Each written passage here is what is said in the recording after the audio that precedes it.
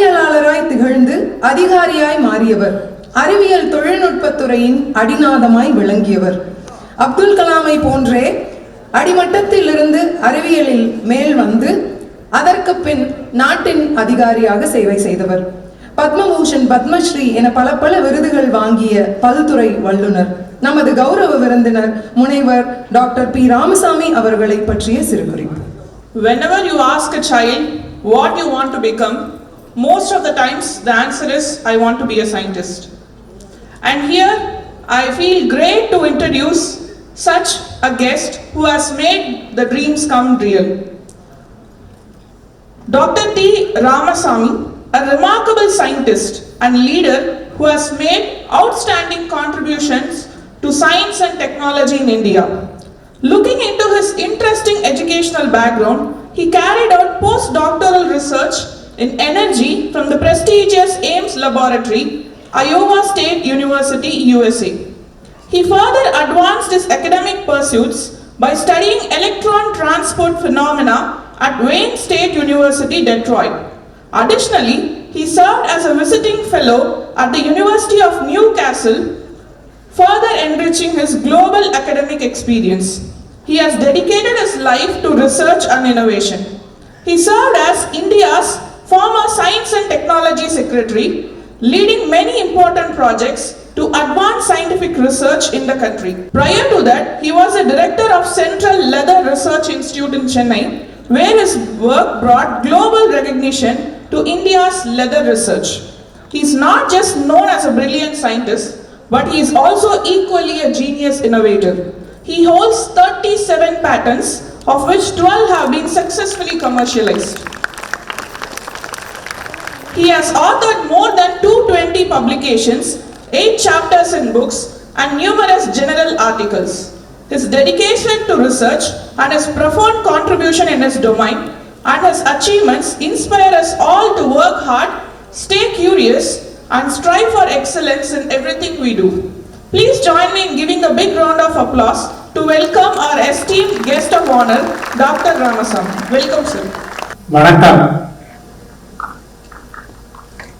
Our esteemed former Vice President of India, former Chief Justice and former Governor of Kerala, former Governor of Telangana and Lieutenant Governor of Puducherry, my colleagues, Dr. Ashega, Machanathan, and Dogra, Dr. Dinayalu, Dr. Vaishnavi Devi, former secretaries and former civil servants,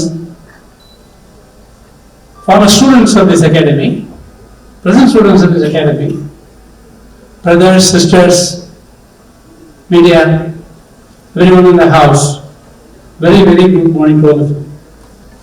After this fiery speech from our former governor, I am shattered. We talk about representations in number. We really saw witness today the parity in gender in this country.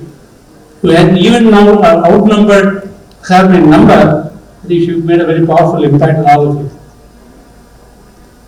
I am very grateful for both the previous speakers, because I thought, what am I going to come and speak here? You were told that I said I want to be a scientist when I was 10 years old. Most of us who work in science, we are comfortable in our own domain. To come out in a place like this could be quite a challenge. And I was asking myself the question,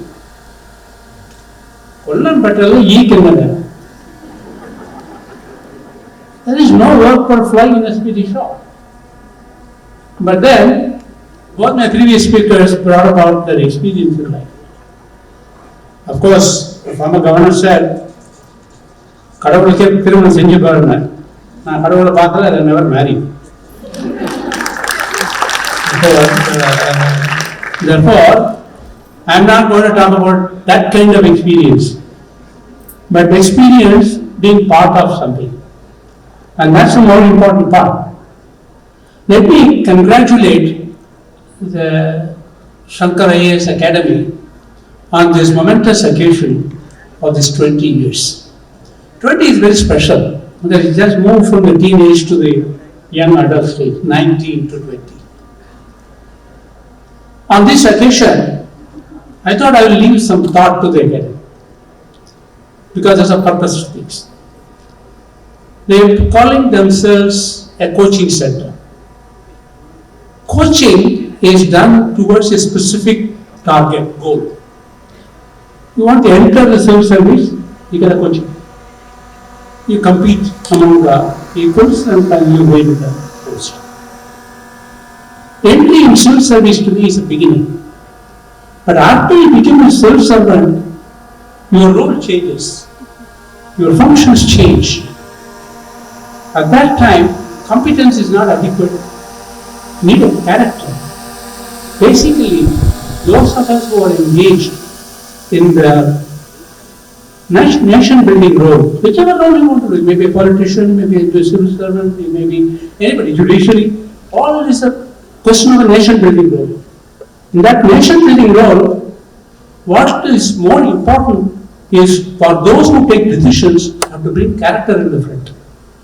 Therefore, when you are moving from the 19th to 20th year, I think you have to recognize the roles that you have. You are building leaders for this country and those custodians. I don't call a civil servant a leader, I call him a custodian.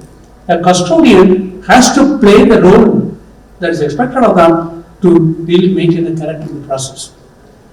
And let me now share with you that when my previous two speakers spoke about their experience. So I also bring my experience in the process. I would like to share an anecdote. It so happened my father was a civil servant in Tamil Nadu government. My chief justice said that he went to a small school. I went to 21 schools in Tamil Nadu. And 21 schools in Tamil Nadu is because my father was civil servant and was being transferred every time. He was participating in Jameen abolition, so every 3 months he will abolish Jameen and move to the next town. And therefore, I've gone to kind of schools that many of you would not have even thought of. But I had fantastic teachers in those schools. On this particular occasion, I want to remember that, recognize that whatever we are today is because of those people who cultivated us. It turns out, my father was a civil servant. He would bring some file. When I was studying in IRS College, not far away from here. And he would dictate something, I have to write. One day I told him, Dad, I won't write this. Because he said, in one sentence, the cure is suggested is worse than malady. That means the cause of fight. I said, on 15th of August 1947, India should have clip-trapped all of you and given to Britain and stopped this country without the bureaucrats. I told my father. Lo and behold, I became a bureaucrat myself. And I would therefore share with you the experience that traveled from that position, an emotional status, to where I am today.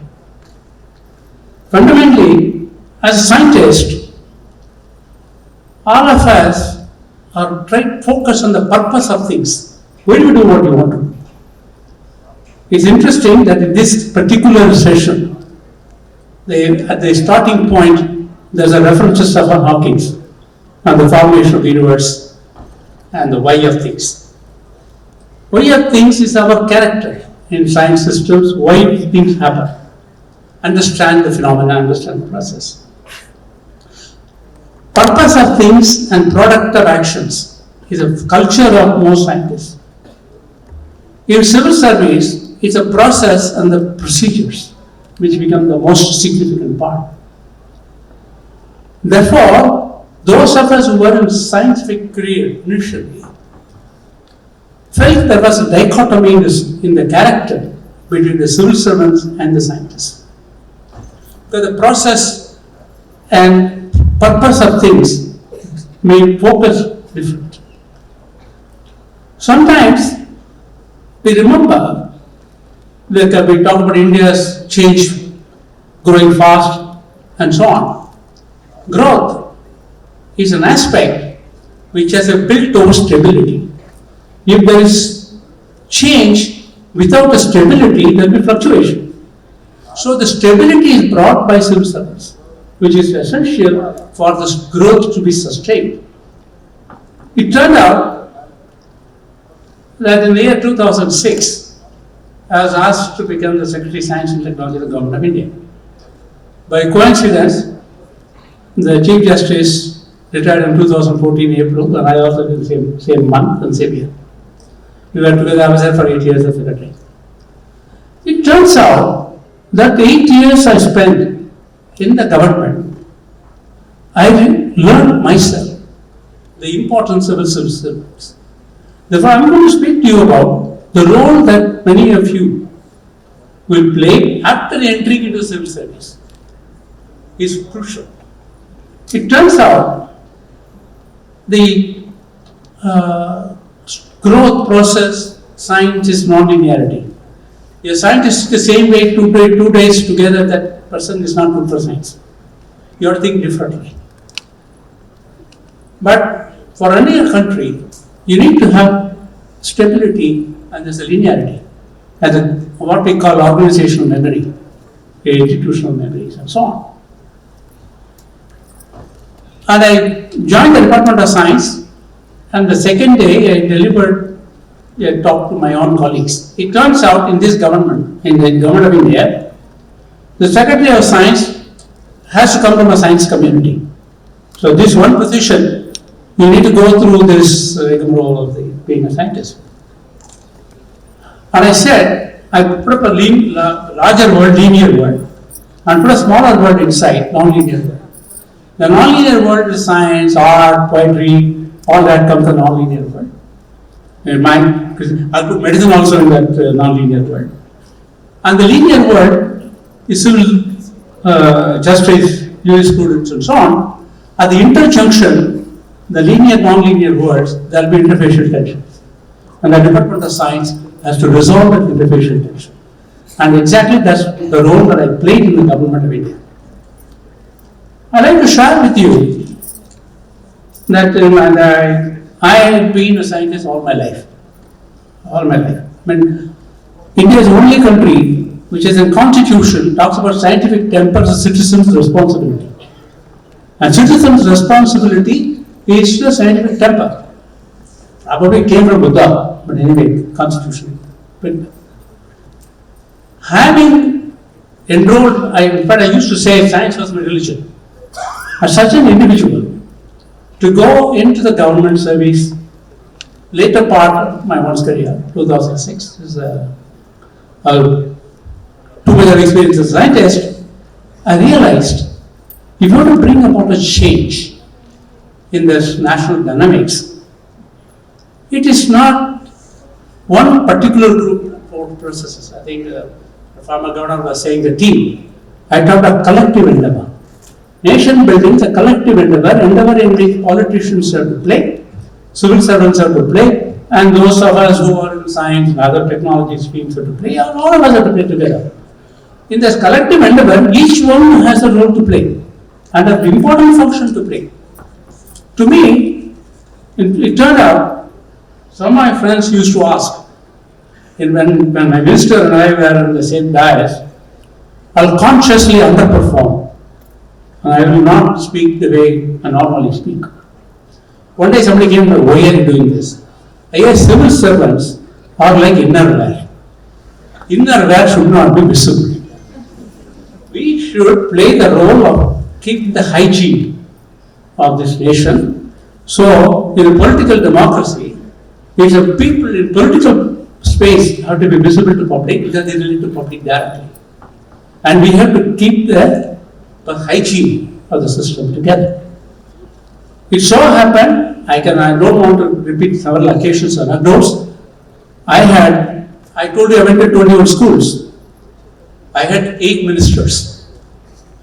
In my 8-year time, I had 12 ministers. So I worked with different people. But it was possible to communicate. The focus of democracy is people. It is not building infrastructure. Therefore, for the sake of protecting the people, we have to sometimes take positions about correctness of the processes and procedures, not lose the purpose of actions. I'm going to share an anecdote with some of you, and with that I'll close. It turned out I brought a scheme called Inspire in the government in the first time I moved up. It was a huge program. I won't detail the process.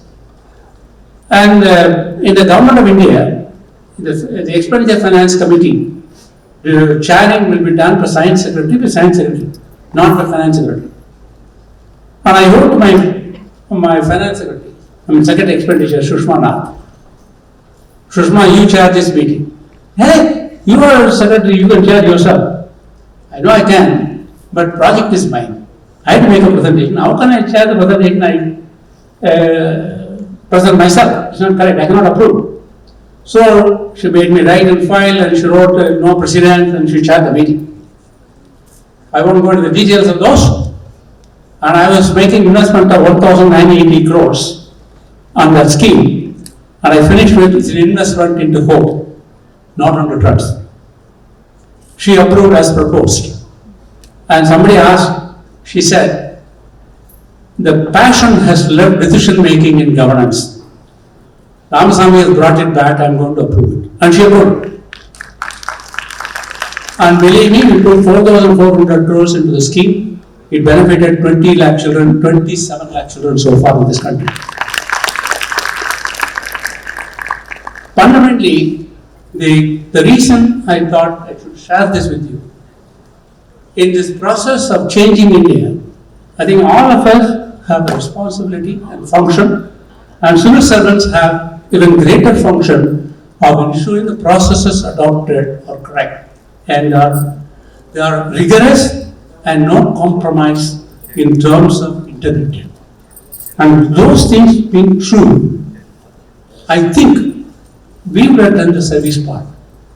It turns out that as someone who was by faith a scientist, I transferred my services to civil service. I retired as a scientist. I retired as a civil servant, and the reason I did that was I was in the Baker mission. I didn't want to be a beneficiary of the policy decisions I took. So I'm one of those